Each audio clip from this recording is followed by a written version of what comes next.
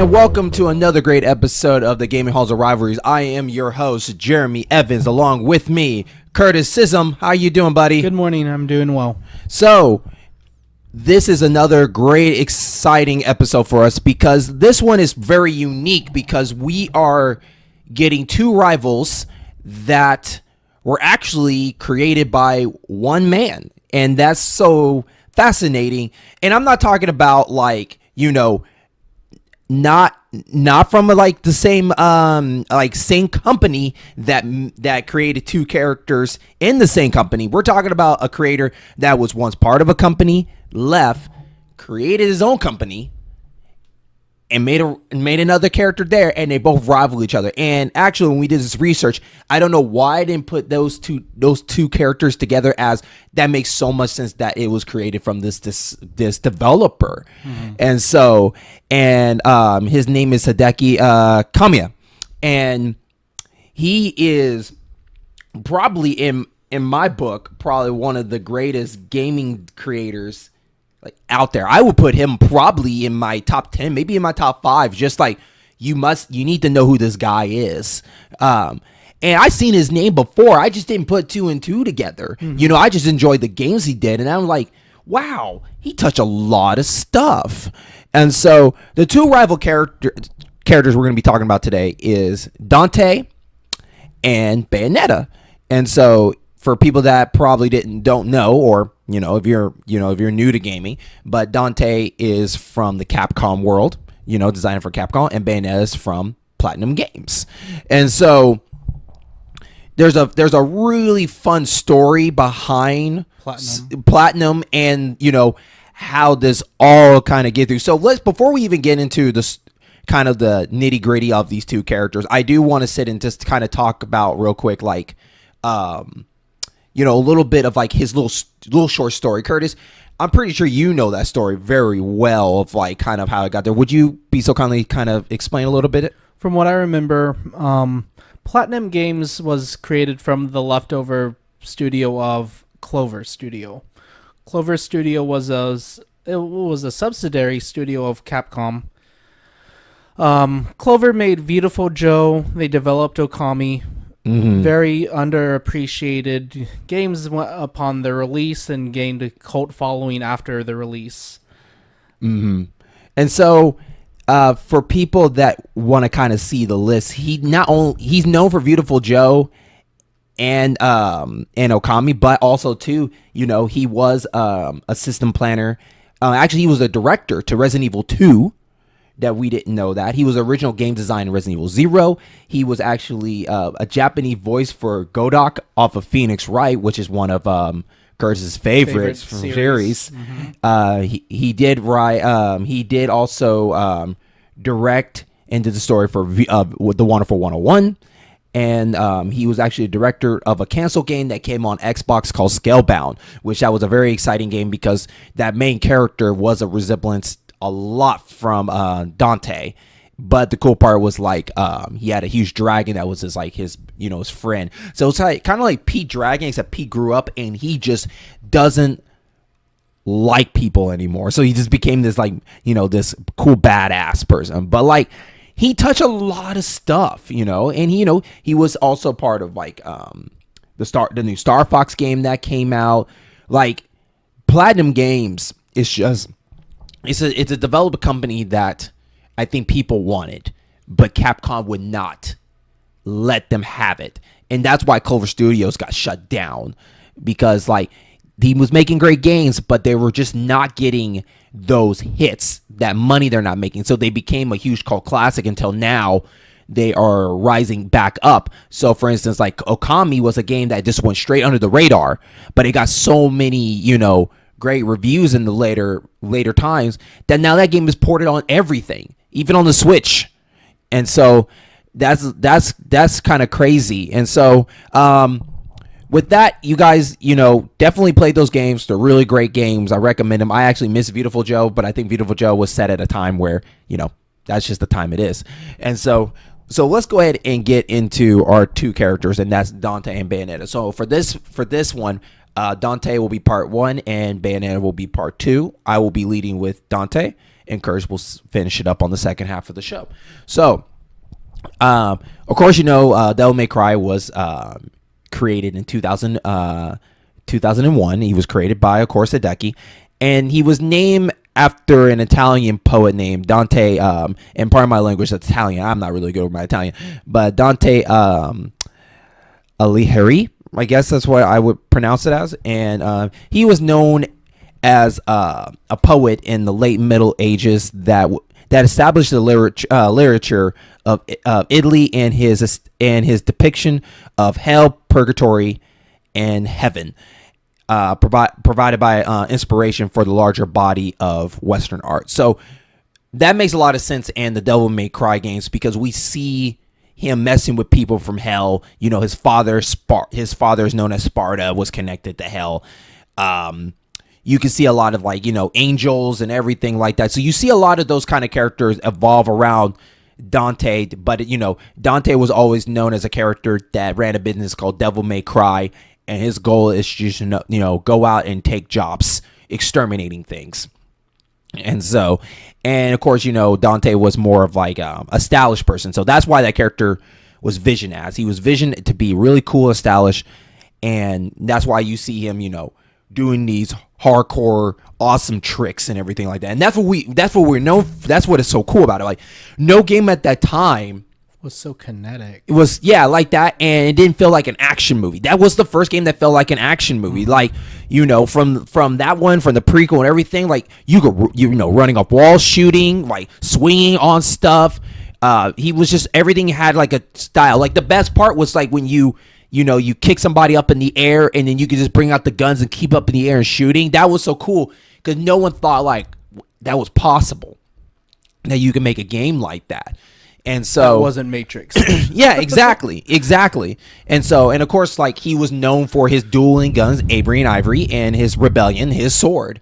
And so we all, that was another thing cool, was you could switch your weapons on the fly. And not only that, they had he was also inspired by Castlevania, which hence why he has so many different weapons, because the Castlevania was known as, you will always pick a weapon on your way doing something, especially during the Symphony of Night series. Which, Castlevania, Hideki Kamiya even had his finger in that too. Mm-hmm.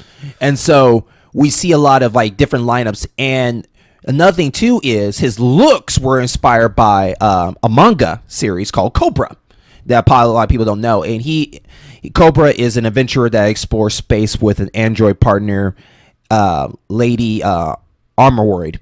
And Cobra was known to wield a weapon called the Psycho Gun, is a cybernetic arm laser gun, which makes a little bit of sense, because the character himself, he looks like he had he has blonde hair, and he would have this attached gun. But the funny part about it is that he was, if you saw the character, for people that don't know, he has this blonde hair, really kind of cocky eyes and whatnot, and I watched a little bit of it before, and he is a cocky person. We've seen this before, and so and of course he wears red, and that's another inspiration to that, because what I found out is that he was also going to be a character in Resident Evil 2, and red was going to be a color to contrast Leon's color, blue.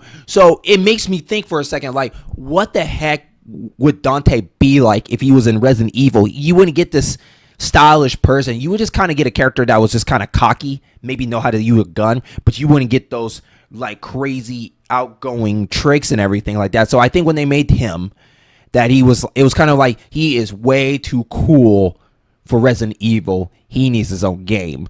And so Curtis, would you even accept Dante now if they threw him in Resident Evil? Would you accept that? That doesn't make sense. I would not. I could not. Resident Evil's been very grounded to our reality, in a sense. Mm-hmm. And so, and then it makes me think actually it's funny. I can see Resident Evil characters going to Dante's world. Yeah. but I can't see Dante going into their world. And we've seen characters from that are grounded, like, you know, you had Lady, Lady, the only girl that like has like the biggest arsenal, but she's not as stylish or has devil powers as Dante, so she's very grounded. And so that would have been cool later on to see like Leon step into that world and they do something together. That would be really cool. And so another thing too is they wanted to make this character feel like that you would go out and have a drink with, which I think they accomplished that. Like when you go in, you know, he's already having a drink. You know, and even like in the games, like if you just let him stand still, he just sits there like twirl his sword and gun. He looks like a guy that you know you would want to hang out with. But like if you tell you, have a pizza with. Yeah, exactly. But like at the same time, like I wouldn't go anywhere else with him. Like you say, hey man, I need to take care of this. Would you join me? It's like, nah, man, you go take care of your own business. I'm going to chill. And so they also planned to make him an anti-hero with a dark side, which to me, isn't that what an anti-hero kind of is? What it is? It's kind of like a person with a dark side anyways. I mean Wolverine is considered an anti-hero, but he has like a dark side of him. Mm-hmm. So like I think that's kind of like a waste of words. Just say he's an anti-hero. Not like, you know what I mean? And so, and from there, Dante was after after Devil May Cry 3, I want to say, that's when Hideki kind of slowly left. And the other games were picked up by other developers that we're talking about Resident Evil 4, and then of course Resident Evil 5. That is by the time you hear this, it got announced or is coming out soon. And so, but what's the fascinating to me after that is the reboot one, DMC, and that was getting created by Ninja Theory, and Ninja Theory, I think they're great developers. They've done a lot of great games, and when they decided to reboot the series, one of the reasons Capcom believes that Dante is getting kind of old.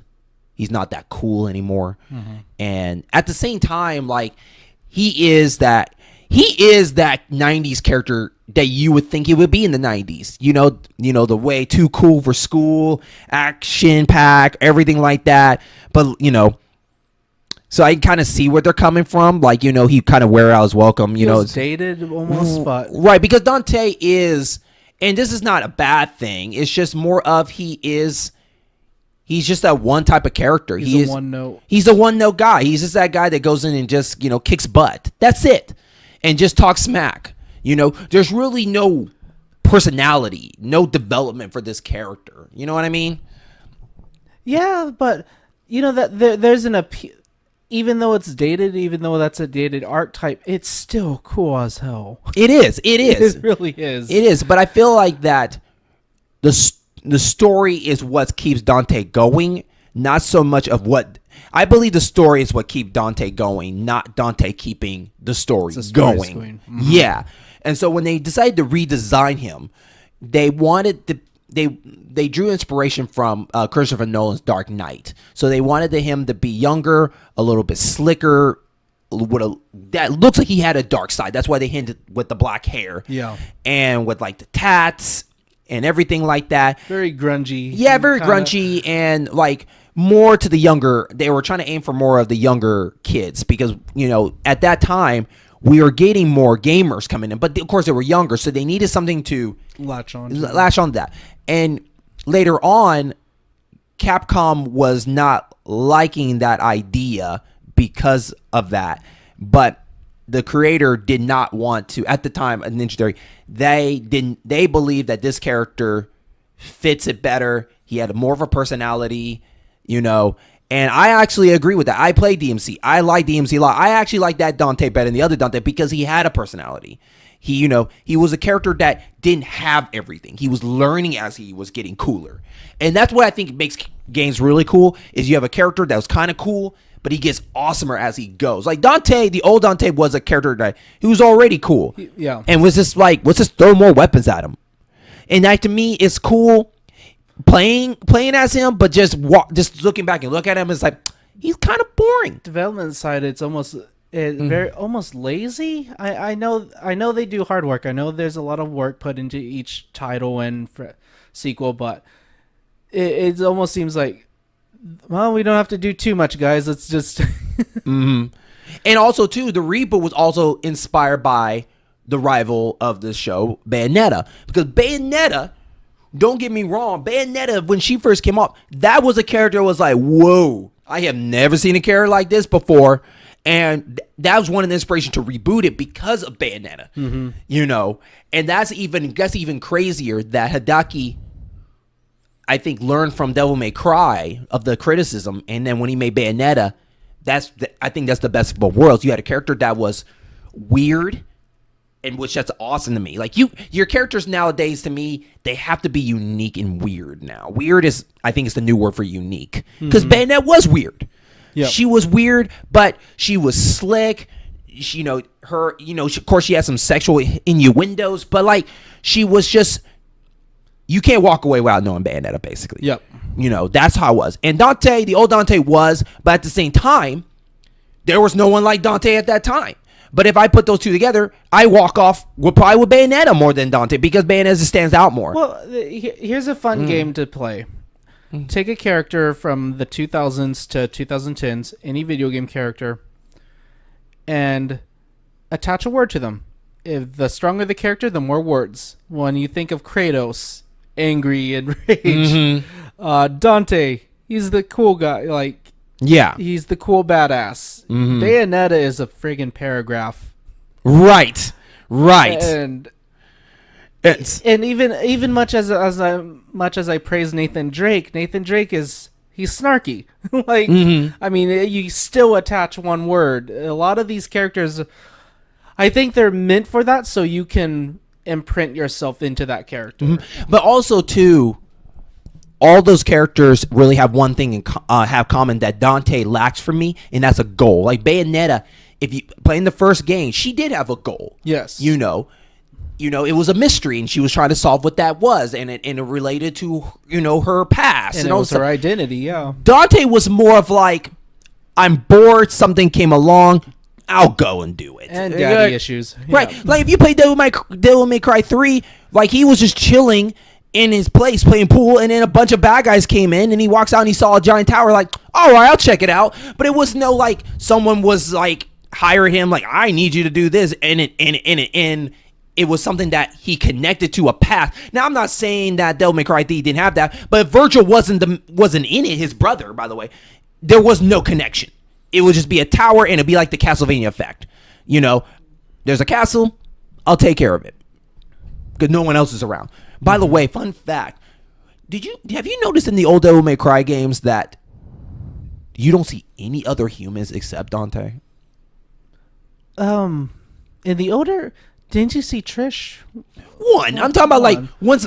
Oh, like the general populace? Yeah, right. Yeah, you never see anybody else. No. That's so weird to me. I was like, you run a business, I would at least see somebody walk by your place or something. No, it felt like that he's in a town where there's no one there, and then this tower came along. Yes. I always thought that was just funny to me. But at least Bayonetta, I see a couple of people. But I'm not. Now, this is not bashing Dante. No, it's just kind of pointing out some of the stuff that was interesting at the time and in this reboot, because I think one of the issues is they wanted to give him a personality, because the old Dante was lacking a personality to me. And this one, I think, to me, is my favorite Dante at all. The DMC is probably my favorite because it drew me in of that character and whatnot. And sadly enough, we'll probably never see another entry in the DMC. I think that's why we have Devil May Cry going back to that, because I think now Dante is becoming that nostalgia character now, where we want that one and we don't want anybody else. And they don't like change. Yeah. And I think that comes with any character that we see change coming from, because that's just something we grew up with so much. Now, some characters can't get that. Like Mario cannot have a changeover. He's just a character that can't change. There's not enough pitchforks and torches. They would, but there's not enough Mario. There's not enough personality or stuff to do with Mario to change it. Dante has Dante has a history that you can change that outlook. Bayonetta has a huge change. You could do an outlook. Kratos does. Even Nathan Drake. Yep. Lara Croft. They did with Lara Croft. They changed that. Mario is basically a simple person. There's no backstory of Mario, so there's not enough information to try to rechange it, And so, but other than that, that's basically Devil May Cry. We here on the show, we're not going too deep with his backstory and all that stuff. That's something you go read up. This is more of what he has done in the gaming industry, and that's what we're trying to look at as. And so, and with that, it's just so awesome that this character did exist, because without Dante, we wouldn't get a lot of action games like that, and not so much of those, action with swords and stuff, but just over the top action scenes and stuff. Devil May Cry definitely kicked off the genre.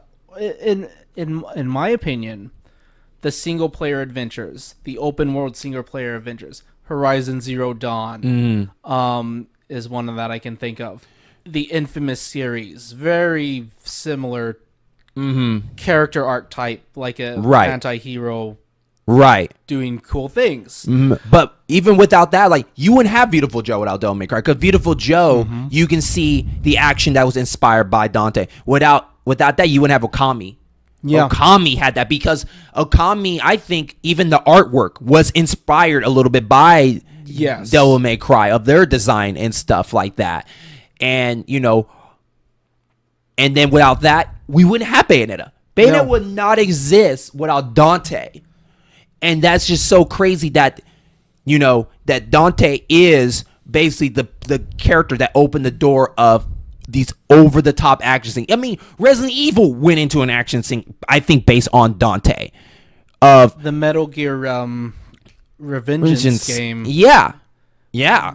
And so that's what makes it so fascinating, and why Dante, even though I like the old edition, but Dante in general is probably up there as one of the most important characters in gaming. Gameplay too, especially with the remake.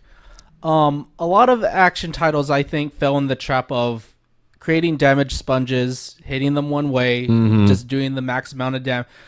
You had to change your weapons up. It was almost color coordinated, wasn't it? Yeah, give or take. And also too, it was not just a dumb action spectacle. Like, I'm bashing on Dynasty Warriors, but that's what kind of, you just hold square, do your combos, and moose out when you're ready. Right. You had to think in Devil May Cry. Right. You had to find, of course, like a pattern and stuff. But the cool part about it was Devil May Cry was also known of you fighting humongous creatures, which that's definitely pushed with God of War. Just nothing's more fascinating than you, the smallest person, walking into a room and you're fighting a 3-headed Cerberus dog.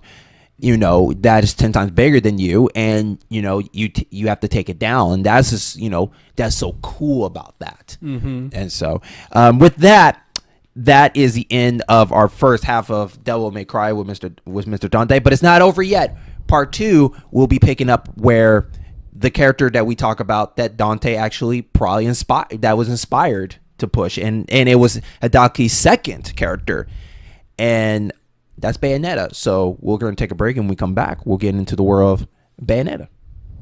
Hey, this is Jeremy Evans, a.k.a. your in-game boss, and I want to thank you so much for listening to this podcast as part of the In-Game Boss program, a network of gaming and other variety of these shows that you can find on Podbean, YouTube, and of course iTunes. Shows like the In-Game Boss podcast, the Gaming Hall of Rivalries, Bond Never Dies, and Area 44.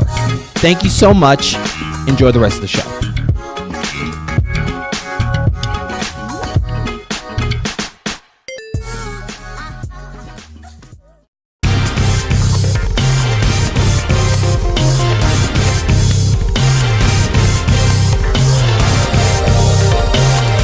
And welcome back to part 2 of the Gaming Halls of Rivalries. And now we are going into kind of bit into the future where Platinum Games has now been established, and the first game that came out of it, which is surprising because it was published by Sega, and this character is Bayonetta. So Curtis is going to take us away on that.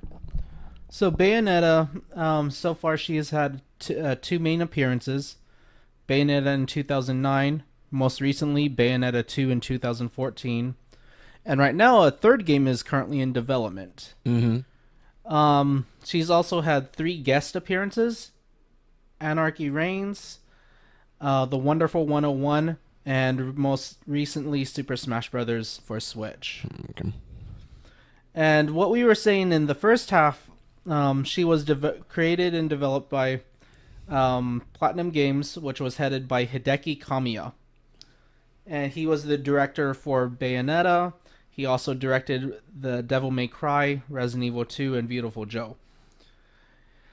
What's interesting about her creation, he wanted to do an action style game like Devil May Cry or his previous titles, but he did not want a male lead. He wanted something completely different. Mm-hmm. And for almost a quote is, "I'm done with male character. I am done with that cookie cut type. I've done it. I've freaking done it." It's led to 3 other games. Wink, wink. For people that don't know. He's so he told Marish Shimazaki to design a lead character with 3 primary traits in mind. 1, a female lead. 2, a modern day witch. And 3, needed to with a focus of using 4 guns.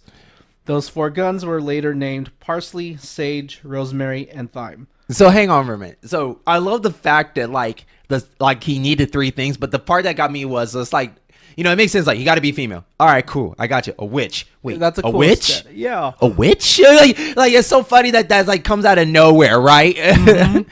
It's kind of like if someone asks you, like, "Hey, can you make me a sandwich?" It's like, yeah. What do you want? I was like, "What? I want turkey, and I want peanut butter." Peanut butter? No, you know, yes. You know. Go on. I'm sorry. That's just so funny. And let's see, what else do I have? And what I really found fascinating about this episode was, even though we really have not touched about story, the characters are so much more interesting almost than the story. Right. It's more of like I said before, like she's one of those characters that help push the story, not let the story do the work. And the other thing too, this was another unwritten thing he wanted about Bayonetta, was for her to be more than she appears. You look at her and you already have preconceived assumptions of like, oh, she's just an objectified woman, she's a sex object. Then you actually spend 15 minutes and she has an accent, she has an elegant European accent. She wears glasses. You kind of think, oh, she's kind of a bookwormy, like, yeah, like these are just the kind of your knee-jerk things. And you play as her and it's like, oh my gosh, she's a friggin' precise wrecking ball. Right. You play sure, the game style of Bayonetta is very much in the vein of Devil May Cry, as action spectacle fighting. Almost, you can even make comparisons to God of War. You're just clearing out guys in the most spectacular, most brutal ways. And she is very smooth, very finesse, it just drives off the screen the way she handles. And Kratos is just a wrecking ball of destruction. She is very elegant. Fashion and stylish. Huge. She is probably the most stylish fighter in any game, I think. Yes. That was definitely in the character design aspect too. There were over 100 pre-created designs for her. Okay. The hair, her in the first game, it's this beehive hair. Well, that's almost staying to the witch theme. That was to replace the pointy hat. Oh, okay. That's interesting. I didn't think of that. Okay, that makes a lot of sense. Okay, because like that was the biggest draw of it all. Because like when you start playing the first game for a little bit, that doesn't exist yet until later on when you have to do a certain move, and then you saw like what is going on with the hair. Like you said, like when you play that game, the first 5 minutes, you think you learn everything about her. and then they just hit you with another surprise of like, what else does she have that we don't know about? And that's what that drives you to keep going. And the first 3 minutes, when you start a new game, the opening cutscene is you're in control, you're playing, you're just destroying enemies left and right with Jean, and you're on this pillar that is falling down. Right. And it's like, oh my god, take me out to dinner first before we. Right. Because if you think about it, and this is not, I'm not comparing it as it's not fair, because Devil May Cry, I think at the time, it was during the PS2 era, and so technology wasn't growing yet, but I think it would possible. But we're looking at Bayonetta where they try to find a way while you're basically still going to section to fight everybody. Yep. But what can we do to make it more exciting? So how about you're falling while you're fighting everybody? What if you're on a plane, you're fighting somebody? What if you're on a train and fighting somebody? Because like Bayonetta 2 is a great example of they went totally over the top. Like Bayonetta's over the top with everything they do. Fight on top of the building. Was like a 10 on the extreme notch. They jacked it up to 20 in the second game. Yeah. So they were just like, what can we do to make it even more exciting? And they just draw everything. You're fighting enemies while a big monster's trying to kill you. It's just so crazy what you're doing. And then also too, the quick action events is one of those key things, and just little things like, you can fight an enemy and then you do a quick thing where she just brings out a guillotine and just chops the person's heads off. Yeah, all these little execution stuff. And then the giant hair attacks that turns into a giant demon. And it's just like, what is going on? And this definitely led to the almost the Arkham style gameplay of it's a combat system that's very easy to learn, but very rewarding if you master it. Yes. And I'm referring to the Witch Time, her simple evasion move. Witch Time is a very, very empowering moment. It's very rewarding too. If you dodge just at the right time, time will slow down crawl, except for her. Yeah. And that just lets you open up and wail on. And that was so awesome. That was so awesome, because sometimes you can be a badass doing that, or sometimes it's even cool if you just did it on accident.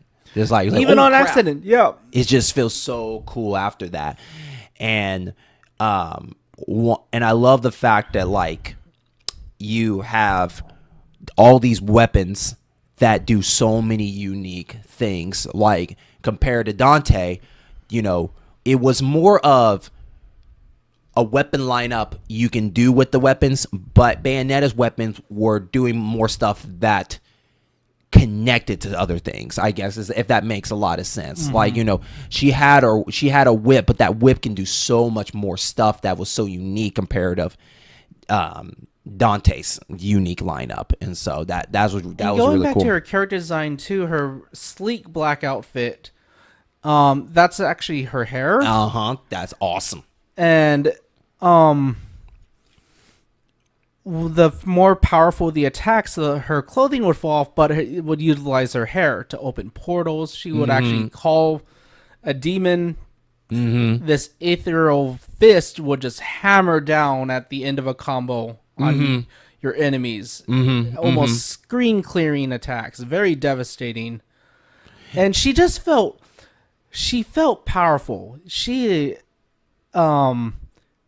going back to first appearances, it's just like, okay, she's gonna have guns. That's all what is this? Right.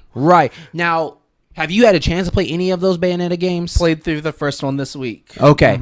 And so, like, when you ever get a chance to play the second one, like, even the first scene where when you have your giant epic fight, you'll fight this giant demon, and you will grow your hair out so big that you created wings, and you're flying around this whole building.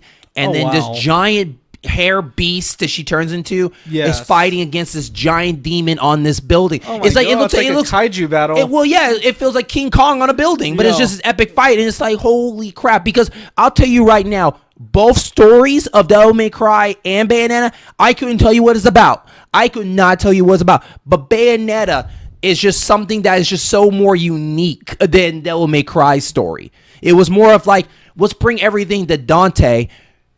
And Bayonetta feels like that. I'm gonna bring it to you, and then you guys are gonna get pissed, and you come to me. The first 3 minutes of Bayonetta is a complete exposition dump, and it's so hard to pay attention when there's 100 angels coming to the screen, and after that cutscene. You get into the introductory cutscene at the cemetery where they're trying to bring back Redondo, and it just throws all this random imagery. There's this Joe Pesci character. He's pissing on Eggman's grave for some reason. You have Bayonetta. She's dressed as a nun. All I'm questioning is what is going on.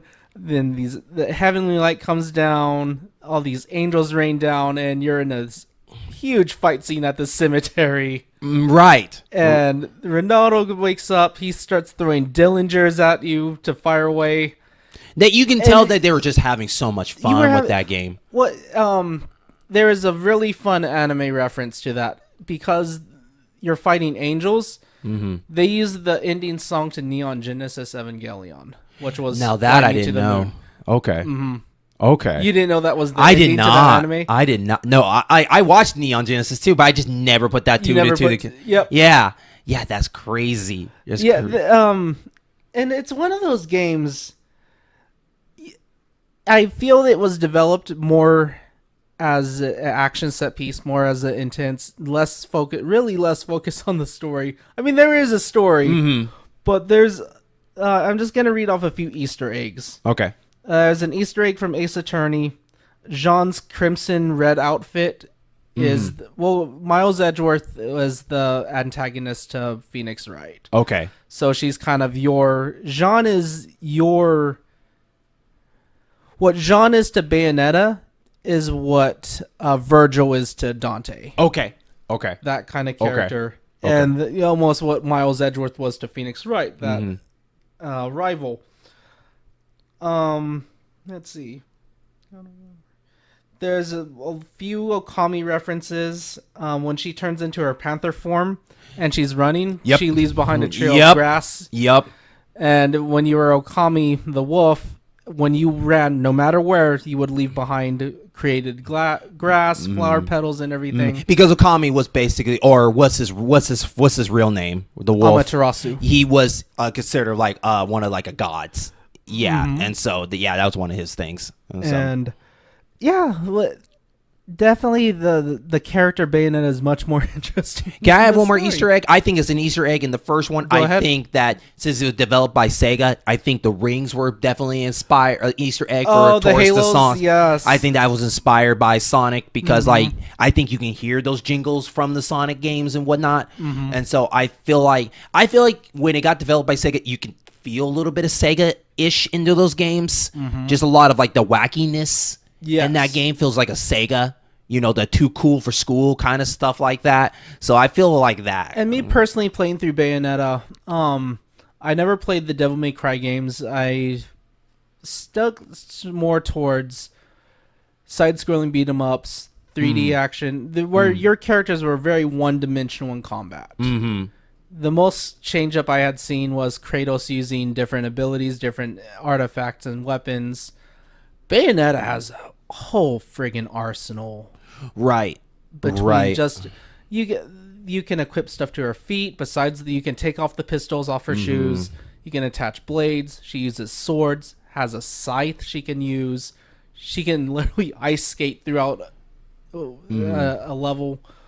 Yeah, attacking. And what I also like it from the first, what I like about it is that they do a good job. And to us, this is a great way how they made a change without changing everything. And it was when you went to 2, you're wondering, why does she have short hair? Like, that was a shocker. Because it was like, what is going on? Because, Nintendo at the time was picking up Bayonetta 2 because, no one else would pick up Bayonetta. Because Bayonetta didn't sell well, guys. Bayonetta did not sell well for the first one. And they want to make another one, but no one would pick them up. So Nintendo decided to take it up. And because of that, that's why you see now her in Smash Brothers and all this stuff. So you have to really appreciate Nintendo that took a chance on that don't do games like that. Yes. They don't do games like that, but now they're opening the doors more. And now we got the collection on the Switch with a third one coming. So, thank God for Nintendo stepping in and like, let's do this. There's something there. And that's why Platinum and Nintendo do so many projects together. But back to the short hair, that was a way to kind of give us a shock value, but still accept it, because like, just because she has short hair doesn't mean she can't bring more hair out. Yep. She just wants a new look. So that gets you excited, like, how's she going to come in this third one? Like, what is she going to look like in the third one? And she looks totally different from each one, and that's so awesome. And I like that, too, because the characters, the way she was portrayed in the first game, it's like, well, why did they change it up? Well, it's because she wanted to, stupid. Right. Like, right. Makes sense. Right. She's a character that she wants to do whatever she wants, how she wants to do it. And she's going to do it. Right. And that was just so cool about it. And then, like, compared to those two characters, and then we'll move on, is it was interesting how they still use the whole shop system of, you get enough points, go unlock something.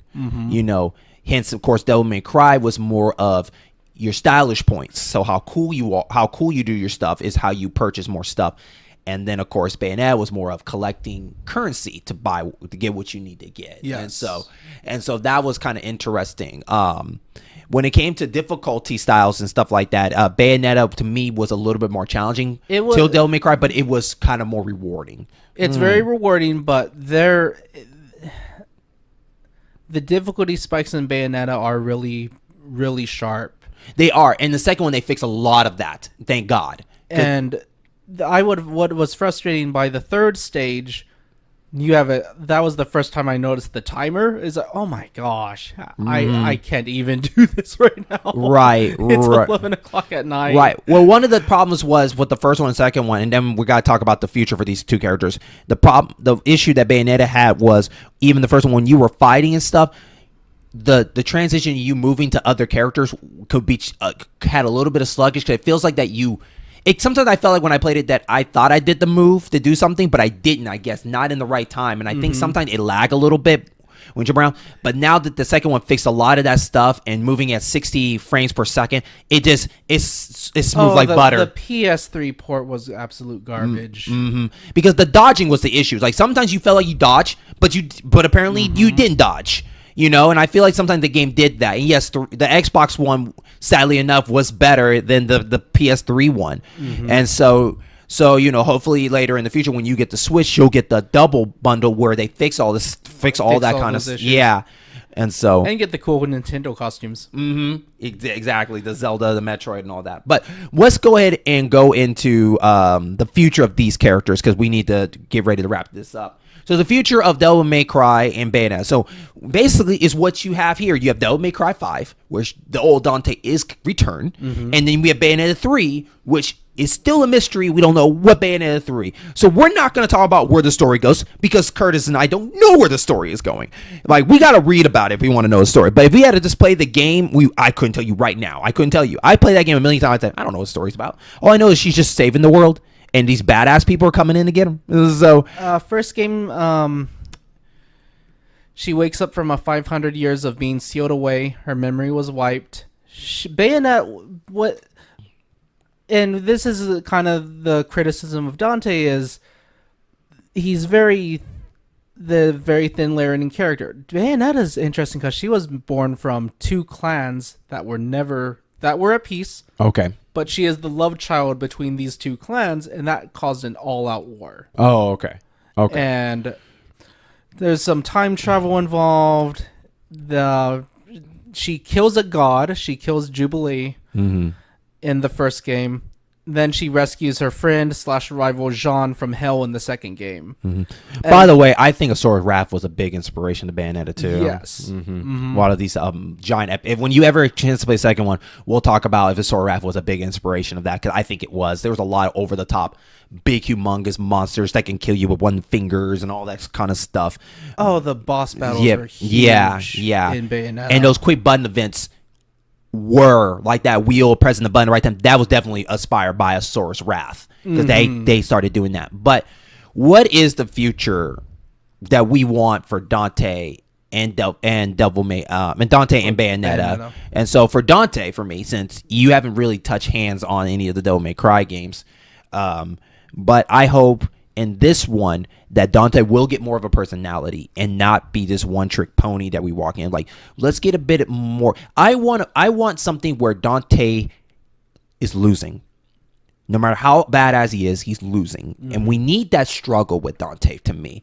I don't want another, like, it's a fun ride. Now, people might have that. It's like, I miss Dante so much because it's been so long. I just want him to go and kick butt. I just want that feel again. But to me, it's more like, if you really want Dante to be more established and not be this one-trick pony, let's give a story where he's struggling, he's having the hardest time, and he has to think of something brand new to get out of it instead of just, I'm just going to use the best stuff I got and all these cool weapons. Like, give me something that he has to go through. That's what was so interesting. I think that's why Kratos has been so everlasting, is at the end of each of the games, he has these new blades, he has all these artifacts.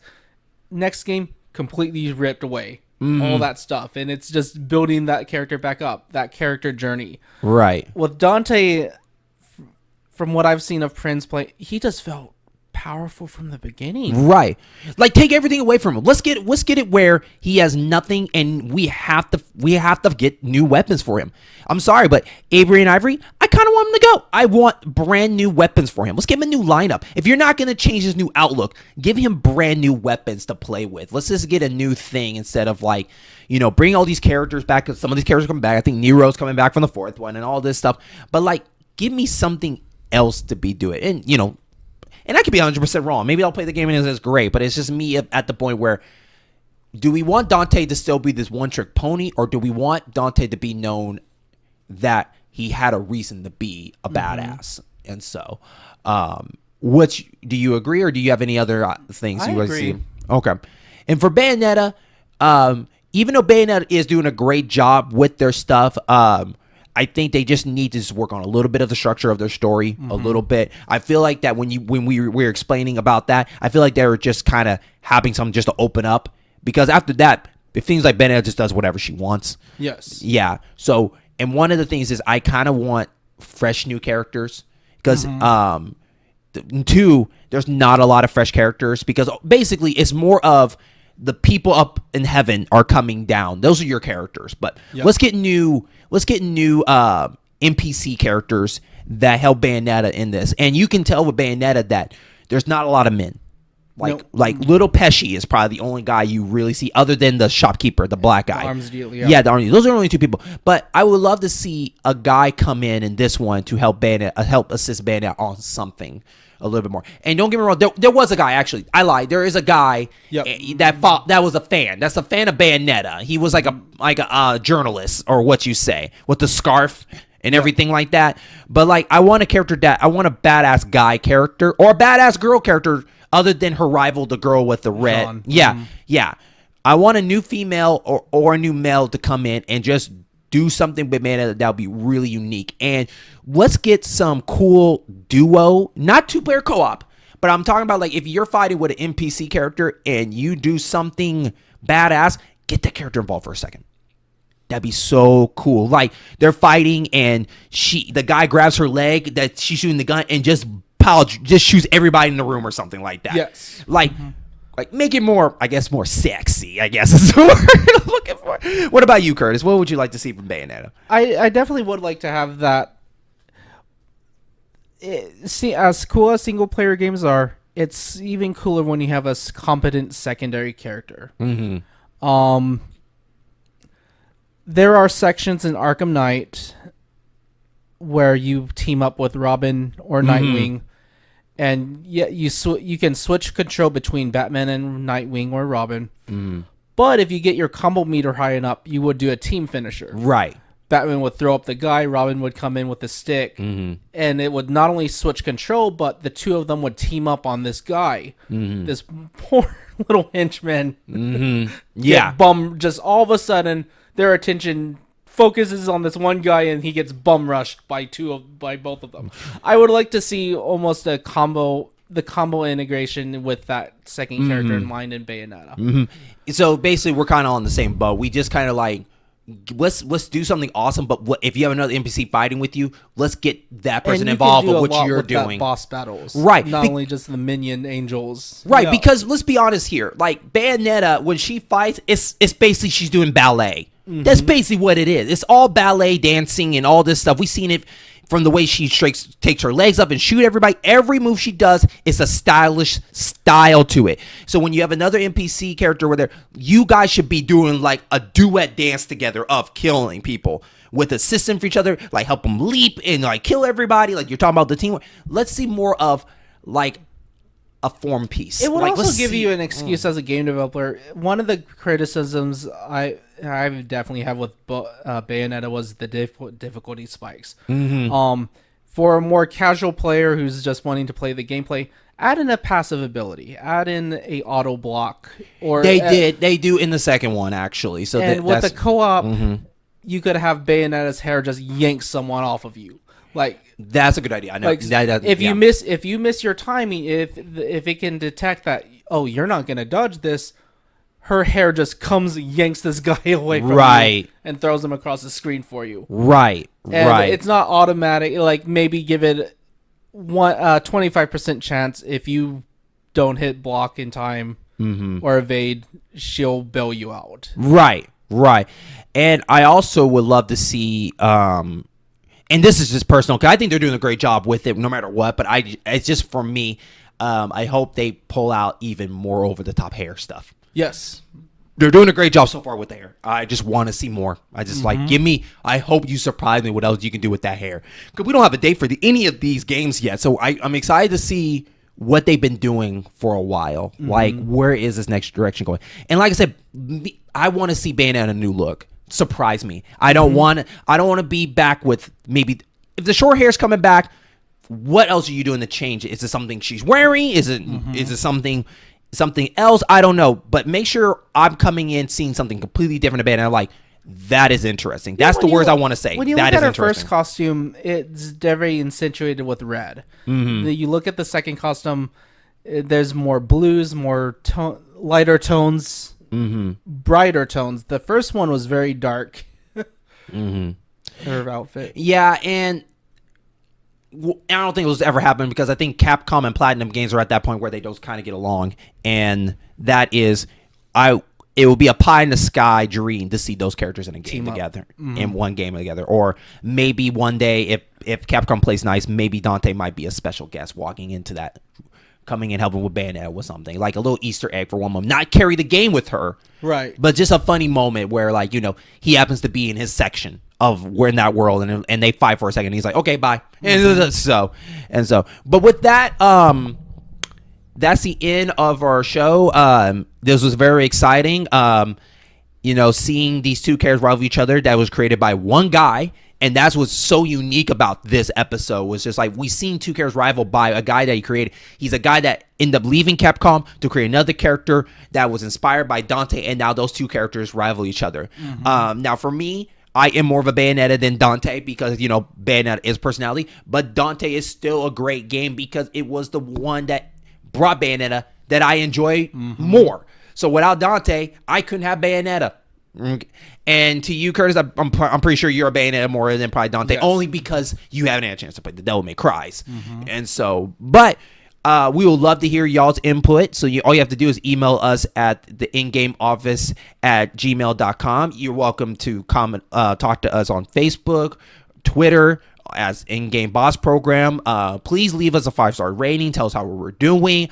We're even down if you guys think we actually think if you guys can think of two characters that rival each other, we would love to hear it and talk about if that's something that we would like to do. Like Curtis brought one, he wanted to do one in the future, which we now added on. That is Lee and Clementine from The Walking Dead, and Ellie and Joel from The Last of Us. And so those are just, he just came up with that, because I wrote this whole lineup and he's like, dude, this would be cool. We do that. So we're doing it. We're going to put that in the list, but we would love to hear that. And we would think about how would they do it? But this ain't it.